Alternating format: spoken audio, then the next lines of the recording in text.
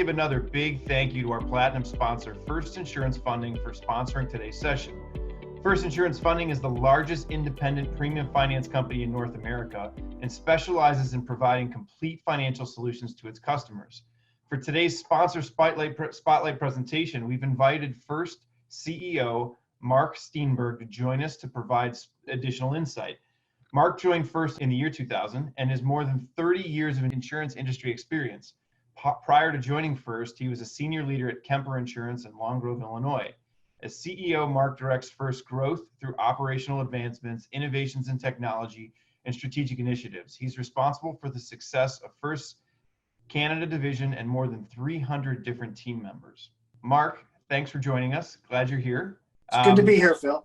I wanted to start with a couple of questions. Again, we have a lot of firms that work with premium finance organizations, but I thought it'd be a good idea, especially in challenging times like this, to get into a little bit more depth. So just to kind of start, how has the premium finance world changed since COVID-19?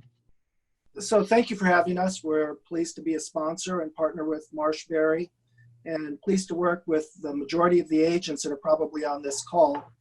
So like everybody else with COVID-19 and the effects on the business, one of the silver linings is there's been a bigger demand for premium financing. Those insureds that may have paid cash in the past, we're starting to look at preserving their cash and lines of credit for other use. And so premium financing was an alternative.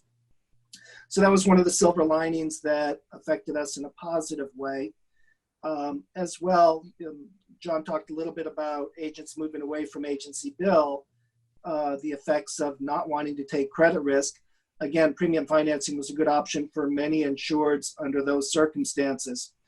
The challenging part of our industry and what's facing the insurance industry in general are the 50 different state emergency orders that affect everybody differently. And that's been a very big part of our day-to-day business. It's been a big part of our legal team to make sure that we're on top of it and that we're managing it appropriately, that we're providing relief to the insureds as not only required, but what's the right thing to do. And so that's been a big part of how we've been reacting to the COVID-19 crisis. Appreciate that insight. And I guess as we think about, all firms, all businesses have been kind of impacted and we're working remotely.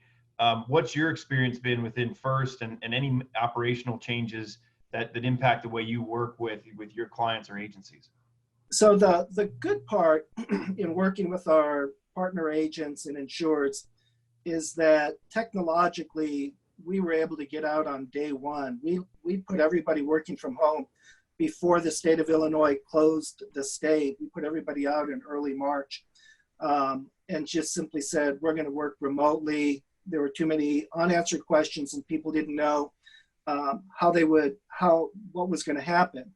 From a technology standpoint, we had developed a e-complete platform that allowed for signatures to be collected electronically, fully embedded within the process. We could collect down payments electronically via ACH debit or via any of the major credit cards. And we had that all rolled out and ready to go about a year ago. So one of the interesting things is in the month of March and April, our number of loans that were completed via e-complete has gone up 46% year over year. And the number of users that have adopted e-complete within our existing agency base has gone up 3 times what it was a year ago. And so with the whole world working from home, those that are able to, being able to do things seamlessly, electronically, and provide those services just worked great. The hard part and the hard challenges for the team, the communication, the Zoom happy hours are great. I'd love to participate at 2 o'clock, but my happy hour starts at 2 p.m. So I can't join the afternoon session. Well, it's 2 Eastern though, so it's still. Maybe I got an hour.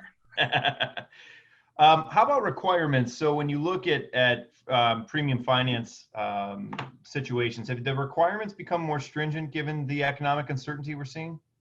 The short answer is yes. We did a lot of business in oil and gas and travel and tourism, and all the industries are distressed. And so in the past, where if somebody were strong financially, I might take some credit risk, those days are really challenging. But the good news is the vast majority of our insureds, we finance with 15 to 20% down and 9 or 10 payments. And for the vast majority of our bread and butter accounts, mid-market, we're still offering 15 to 20% down and 9 or 10 payments. We're just having to ask a few more questions and make sure that it's still a viable alternative. Excellent. So how about agencies? I mean, broadly, do you think that they underutilize premium finance services?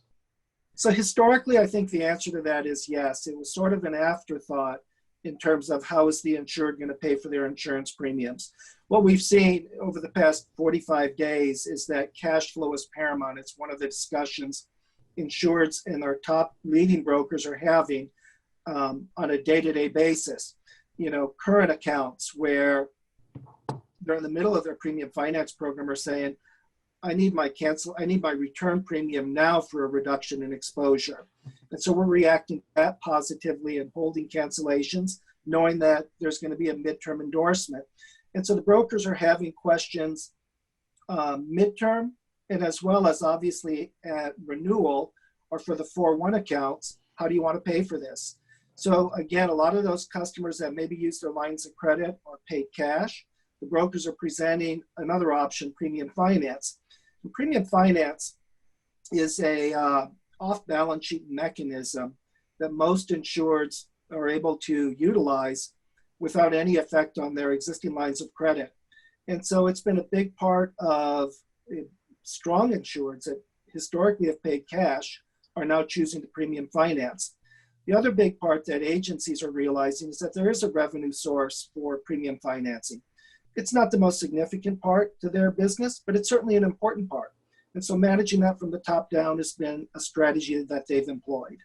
Yeah, it seems like this is an opportunity, as John had mentioned earlier, for brokers to kind of be there for their clients and provide them a solution to help manage short-term cash flow needs. So, you know, when your relationship may be with agency management, do you think there's a communication gap between agency leadership and producers who, you know, may be talking to the clients around the usage or value of premium financing? So in the past, I would have said yes, absolutely. But now that cash flow is a part of all of the conversations and how insureds are going to make it through the next 30, 60 days, and what can the agency principal and partner and the premium finance partner do to help them.